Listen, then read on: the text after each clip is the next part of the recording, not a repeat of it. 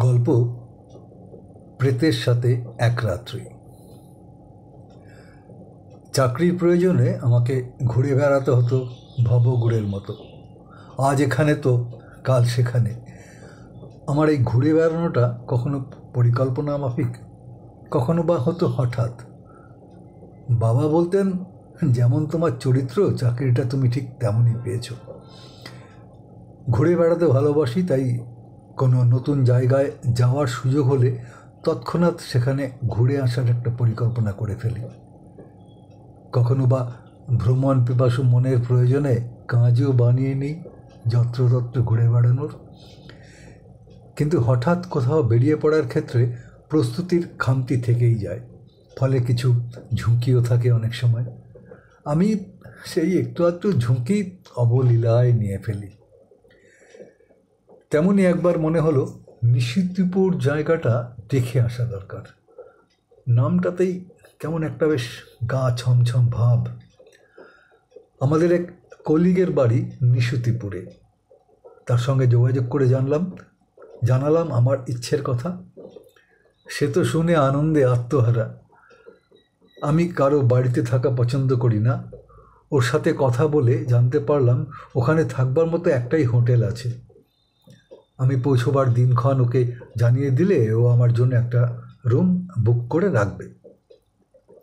আমি ওকে তখনই বলে দিলাম যে আমি যে কোনো দিন ওর ওখানে পৌঁছে যাব, তবে একটা ফোন করে ওকে নিশ্চয়ই জানাবো যাওয়ার আগে। সে একটু থমকে থেকে আমাকে বলল, ঠিক আছে, কিন্তু কোনো কারণে রাত একটু বেশি হয়ে গেলে আপনি নিশিতিপুরে না ঢুকে অন্য কোথাও চলে যাবেন।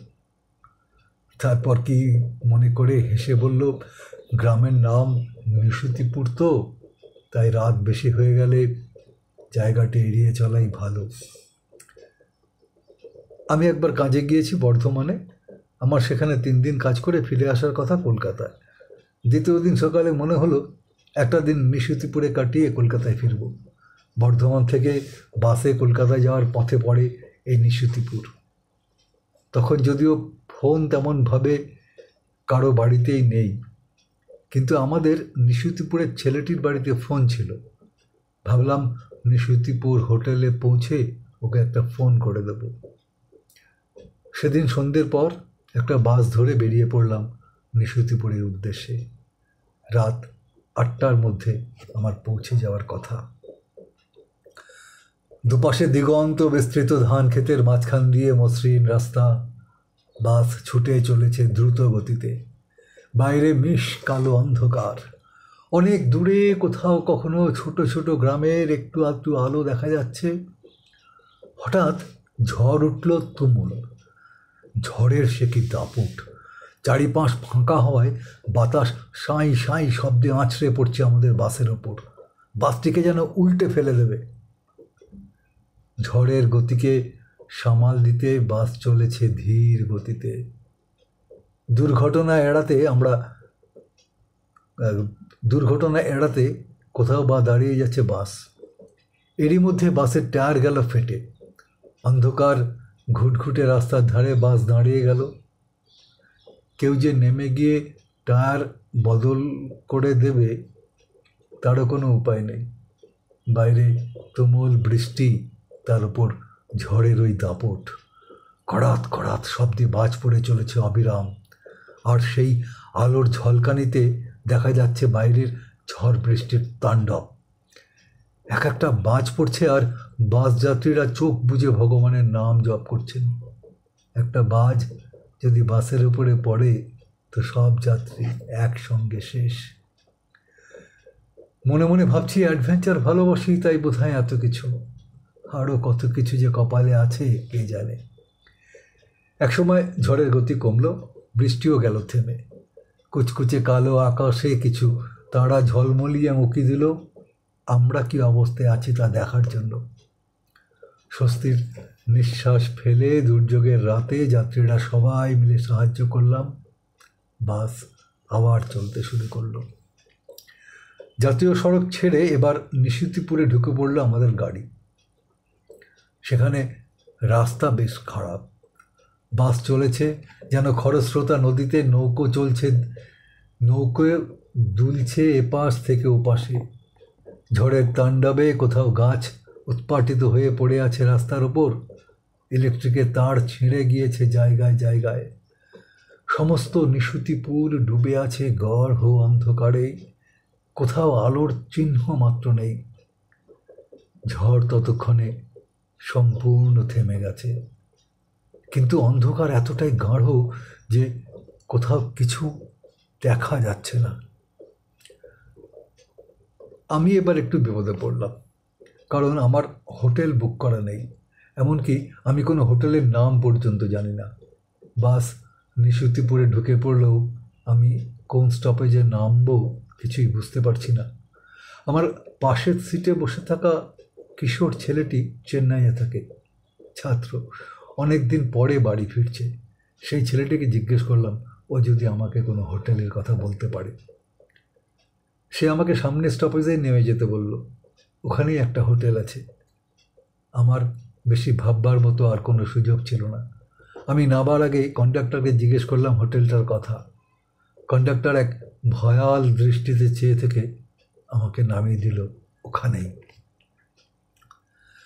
আমি নেমে যেতেই বাসটা হুড় মুড়িয়ে চলে গেল অন্ধকার চিরে, যেন ওই জায়গাটা মোটেও নিরাপদ নয়। মেষকালো অন্ধকার এখানে শুষে নিয়েছে সমস্ত আলো। দৃষ্টিশক্তি যেন সম্পূর্ণ খেই হারিয়েছে। কয়েক ফুট দূরের জিনিসও দেখতে পাচ্ছি না। পথচারী একজনও নেই। রাত তখন 10টা বেজে গিয়েছে। এমনিতেই ওই অঞ্চলের দোকানিরা রাত্রি 8:30টার মধ্যে শেষ আলো নিভিয়ে বাড়ি ফিরে যায়। চোর ডাকাতের ভয় তেমন না থাকলেও ভূতের ভয় বড় বেশি পায় ওই অঞ্চলের মানুষ। কে জানে নিশুতিপুর নামের পেছনে কোনো রহস্য লুকিয়ে আছে কিনা। আমাদের ছেলেটাও বলেছিল যে রাত বেশি হয়ে গেলে নিশুতিপুরকে এড়িয়ে চলাই ভালো। বিদ্যুতের আলো তখন নিশুতিপুরের প্রধান সড়ক পর্যন্তই এসেছে, কিন্তু ঝড়ের হিংস্র ছোবলে জায়গায় জায়গায় তার ছেড়ে গিয়ে কোথাও কোনো আলো জ্বলছে না। মূল রাস্তা থেকে যে রাস্তাগুলো নেমে গিয়েছে গ্রামের ভেতরের দিকে, সেগুলো নিশ্ছিদ্র অন্ধকার। তার উপরে ঝড়ের তাণ্ডবে চারিদিকে চরম অরাজকতা। কোথাও রাস্তা জুড়ে পড়ে আছে গাছ, কোথাও বা উঁচু প্রাচীর ভেঙে পড়ে গেছে। রাস্তার ধারের মাটি আর বেড়া দিয়ে তৈরি দোকান যত, সব মুখ থুবড়ে পড়ে আছে যত্রতত্র। তুমুল ঝড়ের মধ্যে পড়ে যারা বাজারে আটকে গিয়েছিল, তারা সবাই যে যার গাঁয়ের লোক জড়ো করছে একসাথে হেঁটে বাড়ি ফিরবে বলে। ইতিমধ্যেই নানান জায়গা থেকে খবর আসছে যে ছেঁড়া ইলেকট্রিকের তার পায়ে পেঁচিয়ে বেশ কয়েকজন মানুষ মারা গিয়েছে। তাদের লাশ এখনও রাস্তায় পড়ে রয়েছে। এই খবর ছড়িয়ে পড়ায় পথ চলতি মানুষের ভূতের ভয় এমন এক জায়গায় পৌঁছেছে যে ওরা কেউ আর একা চলতে সাহস পাচ্ছে না। বাস থেকে নেমে কিছুক্ষণ দাঁড়িয়ে থেকে বোঝার চেষ্টা করলাম আশপাশটা। দেখলাম উঁচু রাস্তা থেকে একটু নেমে গিয়ে একটা দোতলা বাড়ি, তার নিচের তলায় একটা ছোট্ট ঘর, তাতে টেবিল চেয়ার পাতা, মোমবাতি জ্বলছে, একটা ছেলে বসে আছে সেখানে। আমি এগিয়ে গেলাম ছেলেটির সাথে কথা বলবো বলে। ঈশ্বরকে ধন্যবাদ যে সেই বাড়িটি আমার কাঙ্ক্ষিত হোটেল। ওই ছেলেটি হোটেলের অফিস সামলায়। অন্যান্য কর্মচারীরা চলে গেলেও ছেলেটি নিচের অফিস ঘরে অপেক্ষা করছে, কেননা একজন অতিথি আসবার কথা সেই রাত্রেই। আমি ছেলেটির কাছ থেকে কাছে একটা রুম চাইলাম সেই রাতের জন্য। ছেলেটি আমাকে দেখে ভূত দেখার মতো চমকে উঠল। একটু সময় নিল ধাতস্থ হতে। তারপর জানালো যে ওদের হোটেলের দোতলায় 2টো রুম খালি আছে এবং তার একটা বুক করা। দুর্যোগের রাত, ওই ভদ্রলোকের পৌঁছাতে হয়তো দেরি হচ্ছে। রেগুলার কাস্টমার, তাই ওই রুমটা ওনার জন্য রাখতেই হবে। ছেলেটি সন্দিগ্ধ দৃষ্টিতে আমার দিকে কিছুক্ষণ চেয়ে থেকে জিজ্ঞেস করলো, আরও একটা রুম আছে, কিন্তু আপনি কি ওই রুমে থাকবেন? ছেলেটিকে অত্যন্ত শঙ্কিত মনে হলো, যার কোনো মানে আমার কাছে পরিষ্কার হলো না। আমি বললাম, আরে খুব থাকবো, এছাড়া কোথায় বা যাবো এই রাতে? ঘরটা পরিষ্কার তো? বিছানাটা ঠিকঠাক আছে? ছেলেটি বলল, ঘরটি খুব ভালো, একেবারে পরিষ্কার, রুমটা তৈরিই রয়েছে। তাহলে তুমি আমাকে জিজ্ঞেস করছো কেন? কোনো বিশেষ সমস্যা আছে কি ঘরটাতে? ছেলেটা খুব অপ্রস্তুত হয়ে গেল আমার প্রশ্ন শুনে। তড়িঘড়ি পরিস্থিতি সামলে দিতে আমতা আমতা করে বলল, না না, এমনি ঘরটাতে কোনো সমস্যা নেই, আপনি ঘরটা দেখলেই পছন্দ করবেন। তাহলে আর দেরি করছো কেন? শিগগির দাও রুমটা আমায়। আর শোনো, কিছু খাবার দিতে পারবে রাতের জন্য? একজনের মতো খাবার আছে, যে ভদ্রলোকের আসার কথা ছিল তার খাবারটা আপনাকে দিতে পারবো। পৌঁছতে দেরি হলে উনি খাবেন না বলেছিলেন। আমি ঘুটঘুটে অন্ধকারের মধ্যে দিয়ে সিঁড়ি বেয়ে দোতলায় পৌঁছে গেলাম। ছেলেটি একটি মোমবাতি জ্বালিয়ে দিয়েছিল। এলোমেলো হাওয়ায় সে শিখা এত কাঁপছিল যে প্রায় কিছুই দেখা যাচ্ছিল না। ঘরে ঢুকে দরজা বন্ধ করতে মোমের আলোটা স্থির হলো। হাতের ব্যাগটা মেঝেতে রেখে আমি মোমবাতিটা রাখলাম টেবিলের এক কোণে। সঙ্গে সঙ্গে মোমবাতিটা গেল নিভে। মনে হলো এক ফুৎকারে কেউ যেন আলোটা নিভিয়ে দিল। বাতাসহীন বদ্ধ ঘরে আলোটা এইভাবে নিভে গেল কেন? ভাবতে ভাবতে ব্যাগ হাতড়ে দেশলাই বের করে আবার মোমবাতি জ্বালালাম। মোমের আলোয় চোখ বুলিয়ে নিলাম ঘরটাতে। দুজন শুতে পারে এমন একটা খাট, একটা ছোট্ট টেবিল আর চেয়ার, লাগোয়া বাথরুম। এই আমার হোটেলের রুম, আমার ওই রাতের জন্য যথেষ্ট। একটু পরেই ছেলেটা আমার খাবার নিয়ে এলো, 2 বোতল জলও দিয়ে গেল। যাওয়ার সময় বলে গেল, খাওয়া হয়ে গেলে পাত্রগুলো ঘরের বাইরে রেখে দিতে।